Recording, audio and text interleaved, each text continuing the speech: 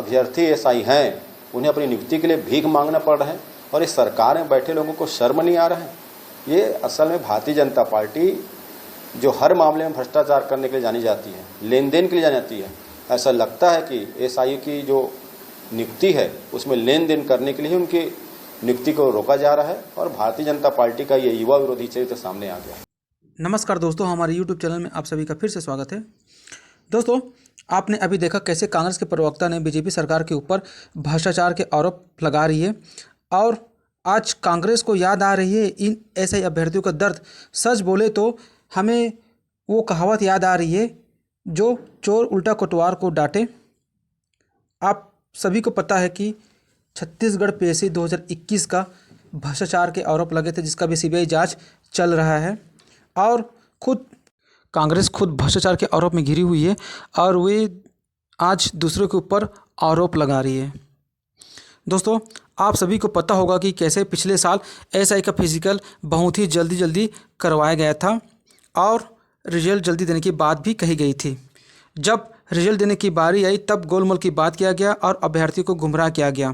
दोस्तों, साथ ही अभ्यर्थियों ने कोर्ट जाने में मजबूर हुआ और बाद में आचार संहिता का बहाना किया सरकार उस समय का और रिजल्ट देने से उस समय पीछे हट गया।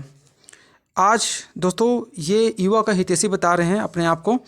तो उस समय जब युवाओं ने आंदोलन किया ऐसा ही रिजल्ट को जारी करवाने या फिर भ्रष्टाचार के आरोप लगे थे उसके खिलाफ, तो ये उस समय लाठीचार्ज करवाया इन अभ्यर्थियों के ऊपर और आज ये युवा हितैषी की बात कर रहे हैं। इनको शोभा नहीं देता क्योंकि अभी नगरीय निकाय और ग्राम पंचायत के चुनाव हैं, इसलिए आज ये युवा हितैषी की बात कर रहे हैं। दोस्तों, एक बात और मैं कहना चाहता हूँ, जब उस समय कांग्रेस सरकार थी तो उनको डर था। किस चीज़ का डर था? अगर रिजल्ट जारी करते हैं उस समय तो कहीं उनका भ्रष्टाचार का उजागर ना हो जाए, ये उनको डर था और उनको डर था कि हमारी सरकार कहीं गिर ना जाए। लेकिन युवा ने युवा ने उस समय ठान लिया था कि चाहे कुछ भी हो जाए हम कांग्रेस सरकार को हटा के रहेंगे। आखिरकार दोस्तों वही हुआ।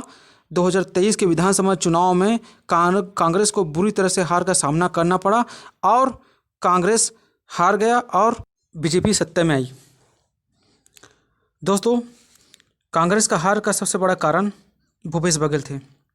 उनका हट्टीधर्मी और दूरदृष्टि की कमी की वजह से कांग्रेस हार गई विधानसभा चुनाव 2023 का। दोस्तों, बीजेपी की सत्ता प्राप्त करने के बाद लगभग 7 से 8 महीना हो गया उनका सरकार बने हुए छत्तीसगढ़ में।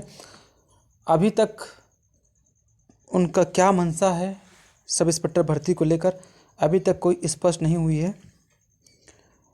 एक बात तो स्पष्ट है दोस्तों कि सरकार चाहे किसी का भी हो, पिसता तो युवा ही है। चाहे वो एसआई हो, चाहे वो सीजीपीएससी हो, चाहे वो शिक्षक भर्ती हो, चाहे कुछ भी और अन्य। दूसरी तरफ दोस्तों, अगर हम देखें, आज अभ्यर्थी आपस में लड़ रहे हैं, 2 गुटों में बढ़ चुके हैं।